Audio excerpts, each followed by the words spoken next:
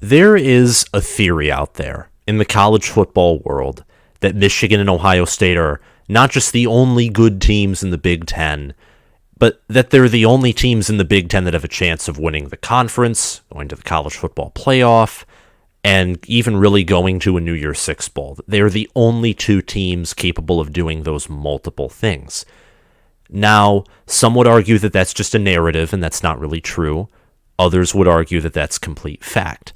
The truth is often somewhere in the middle, and I think that it's closer to truth than narrative. I think that Michigan and Ohio State are the two best teams in the country. I think that between those two, one of them will win the national championship. I think they're the only two Big Ten teams with a shot to go further than the college football playoff semifinal, and they're the two teams with by far the best odds and best chances to win the conference. But they aren't the only two. There are still games left to be played. There's still the month of November. There are still other teams in contention. Illinois, Purdue, Nebraska in the West. They can still contend for the West. Out of those three, Illinois is probably the only team who can win the conference, but you never know. I mean, Wisconsin in 2012 blew out a huge favorite Nebraska in Indy. So crazy things have happened before. The West still has a slight chance to win the conference. And then there's Penn State in the East. And this is where I'll begin talking about the whiteout victory that Penn State achieved. A 45-17 blowout of PJ Fleck's Golden Gopher squad. That is probably the worst loss Minnesota has faced since 2020 versus Michigan. And that was a 25, not even a 28-point loss. You'd have to go back further than the 2020 season. You have to go to very early in PJ Fleck's coaching career at Minnesota to find a loss that was that bad by margin of defeat. An impressive, absolutely impressive win by James Franklin and his squad. You know, doesn't make up for the loss at Michigan for Penn State fans, but it's still a good win. It's a win that gives some juice to the program, some juice to the players. Sean Clifford, Nick Singleton, that defense let out all of their anger, all their frustration from the result of that Michigan game onto this Minnesota squad.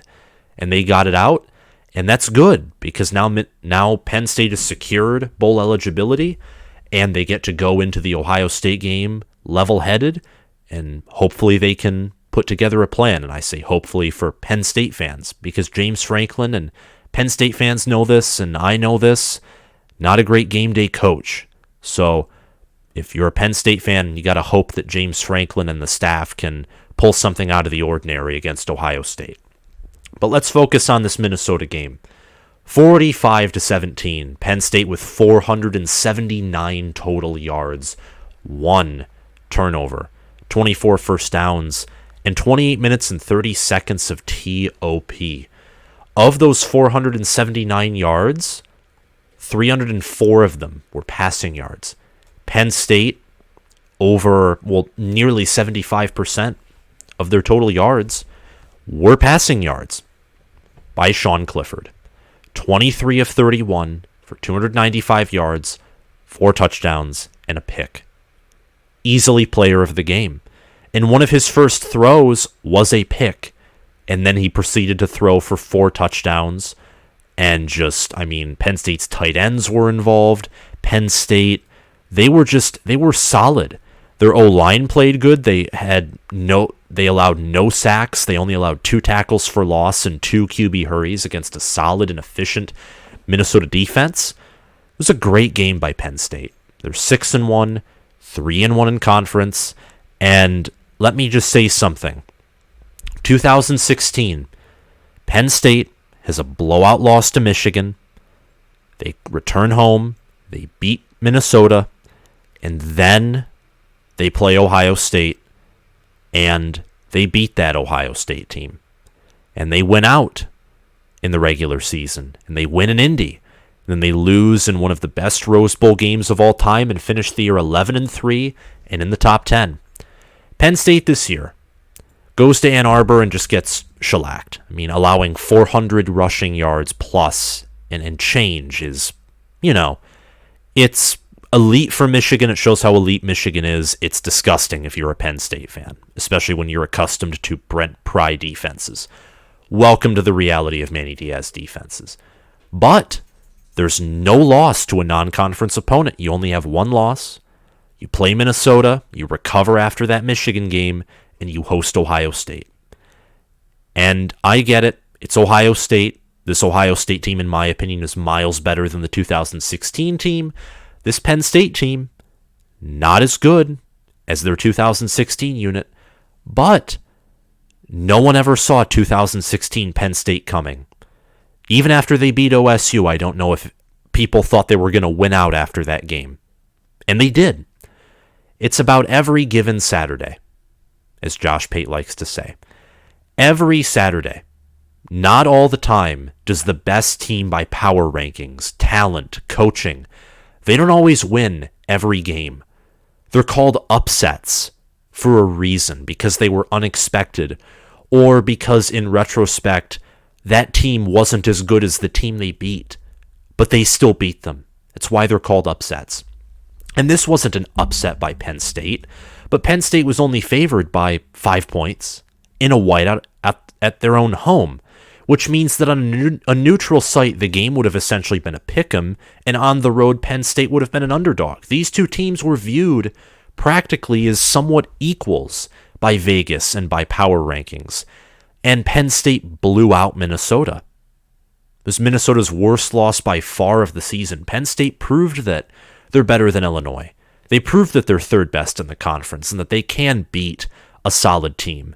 No, Minnesota they weren't at full strength. They didn't have Tanner Morgan, but Tanner Morgan looked off against Purdue, didn't play too well against Illinois, and Penn State, they have a competent enough defense, and with the offensive game plan they had entering this game, Tanner Morgan wouldn't have made up for 28 points. Absolutely not. Absolutely not. He would not have made up for those 28 points. So Penn State had an absolutely impressive win. Just keep every Saturday, play the game. That's all I'm saying. I'm not telling you Penn State after this win is a top 10 team. What I'm saying is this was a big win. Big win for recovery, for the mental toughness of the team to show that they can bounce back and get them level-headed and get all their frustration out before they face Ohio State in what's their biggest game of the year. Every year they play the Buckeyes, basically. What's their biggest game of the year? And they have an opportunity to play Ohio State. That game is only decided after the clock hits 0. Just as this game was, just as the Michigan game was, just as the Purdue game was, in which Penn State won in the final minute. This Penn State team, they have mental toughness and they have stamina. Best believe that. Their whiteout event is unlike any other. Their stadium is one of the best, if not the best, in the country. I went there last year to watch my Michigan Wolverines play them in a game that Michigan nearly lost, if not for Eric All, who's now out for this entire season because of surgery to fix a nagging back injury. And that wasn't even Penn State's whiteout game, and that stadium was loud. There were moments where I could feel my body and my heart vibrate. That was not even close to a whiteout. It was a noon game.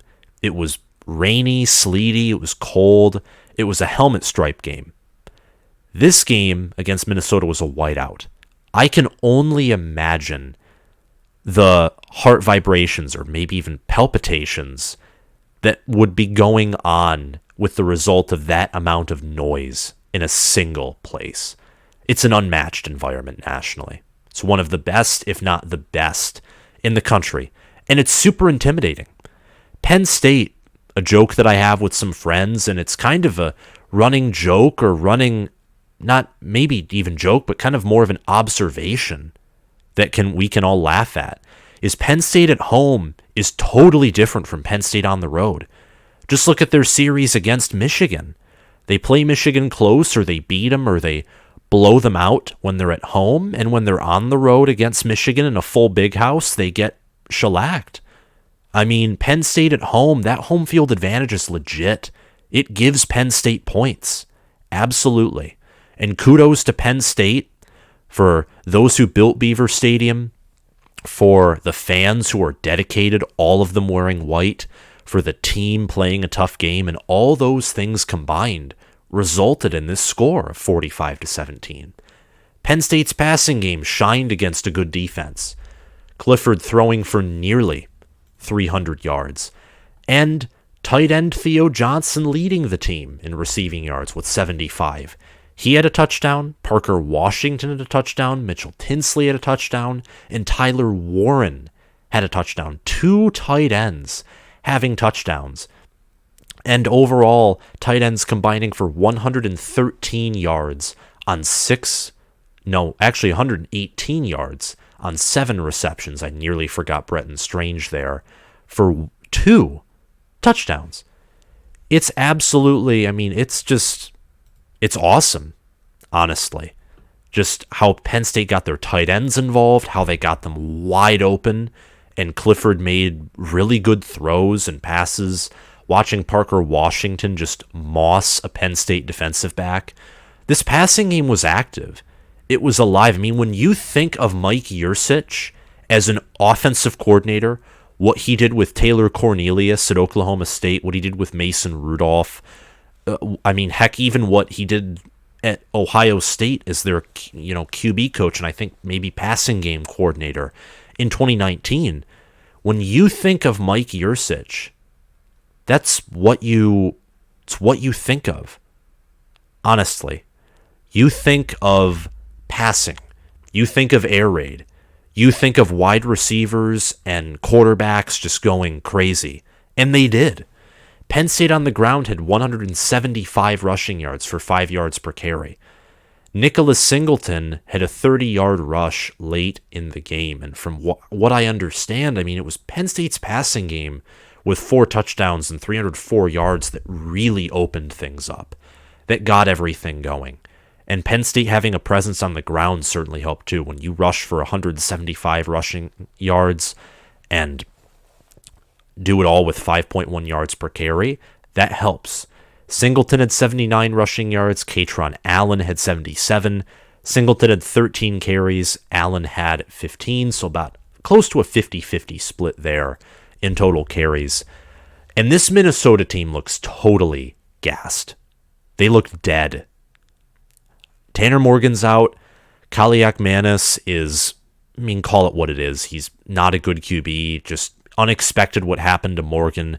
Absolutely thrown into the fire when you start have a new starting QB in at the Whiteout. That's just asking for something that's not good. But PJ Fleck and his staff didn't have much of a choice.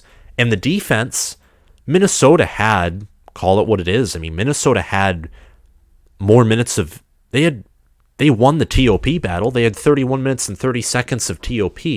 But their turnovers, their lack of conversions, their failures were all in the wrong places.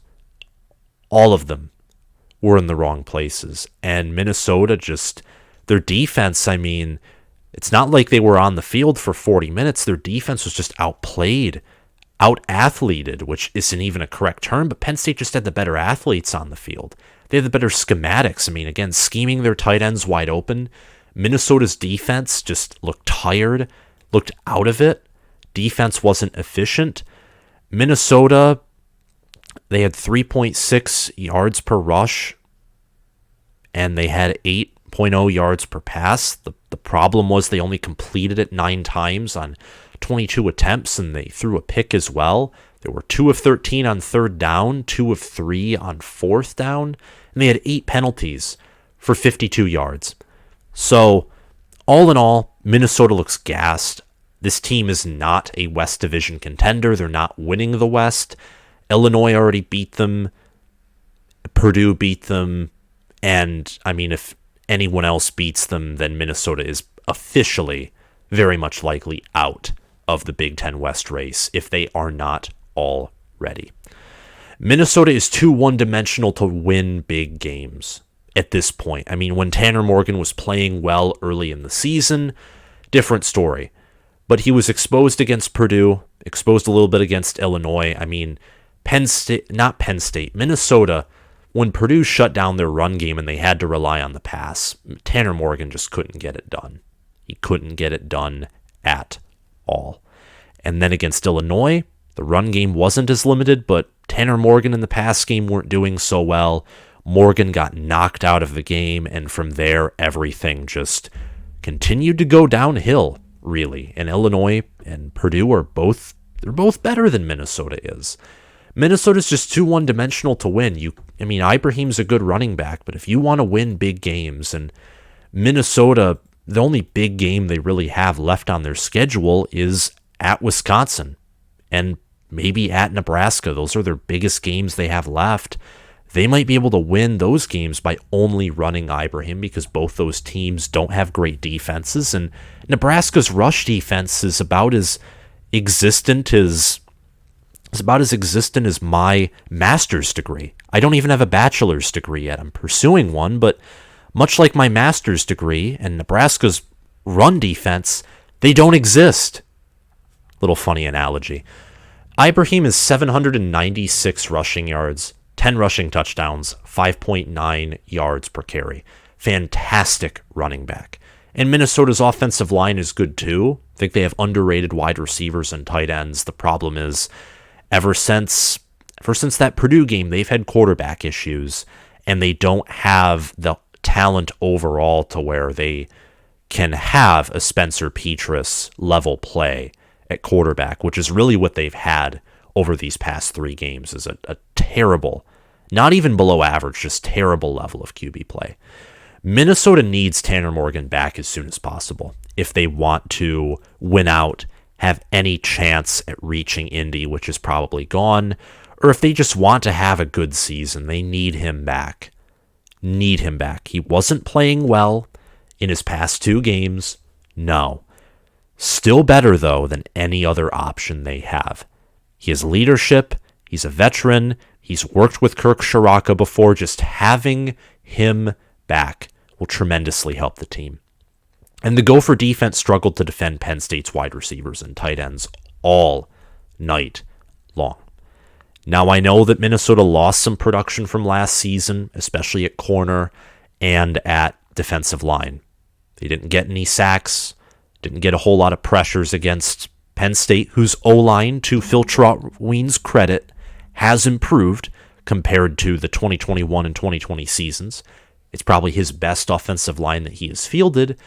And Penn State also has great wide receivers. It's kind of a thing of Penn State ever since Jahan Dotson has been there, ever since, others have been there as well. For example, I think Chris Godwin went to Penn State and some others. They've had good, underrated wide receivers and tight ends. NFL level. Jahan Dotson, for example. KJ Hamler throughout the James Franklin era at Penn State. But Minnesota still just could not, for the life of them, cover Penn State's wide receivers and tight ends, which ultimately led to Clifford's 4 passing touchdowns and Sean Clifford having one of his best career games. Sean Clifford, speaking of him, he had his best game of the season and the passing game overall. And I say overall because the passing game also involves the offensive line, it involves the wide receivers, the tight ends, even the running backs when they're passed to it. It involves everyone. Same thing with the run game. Everyone plays a part. The quarterback has to collect the snap, not fumble it or mess it up, and hand it off properly to the running back. Or he has to quickly take it back out of the running back's hands during a read option play, for example, which Clifford had a beautiful read option play against my Michigan Wolverines. So overall, everyone did their job in the passing game department. Sean Clifford did his job. The tight ends and Theo Johnson and Tyler Warren and Brenton Strange did their job. Mitchell Tinsley, Parker Washington at wide receiver did their job. The O-line did their job. The running backs did their job. Just fantastic game by Penn State. Cannot say that enough. When you have 304 passing yards, 4 passing touchdowns, average 9 yards per pass, and you only have 1 interception, which was really the maybe one of the 2 bad throws that Clifford had, it's pretty amazing. And Penn State's offense was also balanced Saturday. Again, running for 175 yards for 5.1 yards per carry and 2 rushing touchdowns. That's balance to a certain degree. Because when you can run with that success, rushing for 5 yards per carry is successful. Same with passing for 9.2 yards per carry. You're not one-dimensional. You have options, and that gives you a cushion. Penn State didn't have that against Michigan. In fact, Penn State was balanced against Michigan to a certain degree, but they were balanced in that they were bad at both running the football and passing it, mainly because Michigan's defense was just that good and physical, and Michigan is one of the best. Michigan might have the best overall trench play in the country, with their offensive line, which is, I would say, definitely the best in the nation, and their defensive line is pretty darn close to, if not already, elite.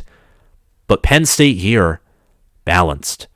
And they haven't been that way throughout the whole season. I mean, their run game's pretty boomer bust. Their pass game, not as boomer bust, but it still hasn't been consistent.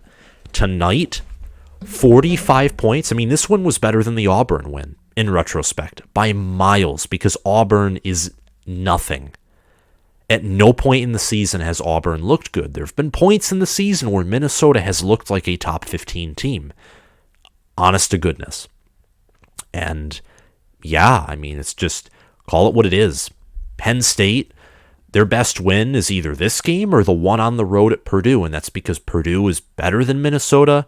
It's the first game of the year, and Purdue they're this scrappy team. They haven't, Purdue, their one blowout loss was to Wisconsin, and that's because Wisconsin has this mental lock on Purdue, and they match up very well with Purdue. I mean, they just do. I mean, that's the best offensive line outside of maybe Minnesota that Purdue's faced all year, and Purdue didn't have to face a great running back. They didn't have to face Muhammad Ibrahim in that game, but they had to face Braylon Allen against Wisconsin. So Penn State, a team that they had a great win. They were balanced on offense. They looked efficient. They jumped in ESPN's FPI rankings. They jumped in ESPN's efficiency rankings to 11th. They're nearly top 10 in efficiency. So this is a good Penn State team. I think they're better, maybe much better than last year's Penn State team. And finally, this defense still struggled against the run. You know, they allowed Muhammad Ibrahim to have 3.6 yards per carry and over 100 rushing yards. So to say they didn't struggle would be a little bit of a lie, but they still held him to under 4 yards per carry. They did their job overall, and they did well in the secondary. So a defensive bounce back for Penn State, even more so an offensive revamp and offensive explosion by Penn State to win 45-17, to go to 6-1, and to keep their hopes for a New Year's Six Bowl, perhaps a Big Ten championship game berth, to keep them in front of them. Penn State controls their own destiny here, and it's going to be hard. That game against Ohio State won't be easy. I have yet to make a preview and prediction video. I am not going to say anything that isn't unlikely to happen. It's more likely that Ohio State will win this game than lose it. Ohio State looks better than their 2016 counterpart, and I'm not going to say that this Penn State team is as good as their 2016 counterpart. But as I've already said, no one saw 2016 Penn State coming, so it's just about playing your best game every Saturday, taking it one step at a time, not trying to do everything at once and stress yourselves out, but taking one thing at a time. And I think every coach at the FBS level, I think knows and understands that principle. And that's where I'm going to stop this video. If you liked it, please hit that like button, hit that subscribe button, click the notification bell so you can get notified when I post new content or go live Mondays and Thursdays at 7 p.m. Eastern Time. If you're listening via Spotify, make sure to follow the channel. Thank you guys for watching. I'll see you guys around. Bye.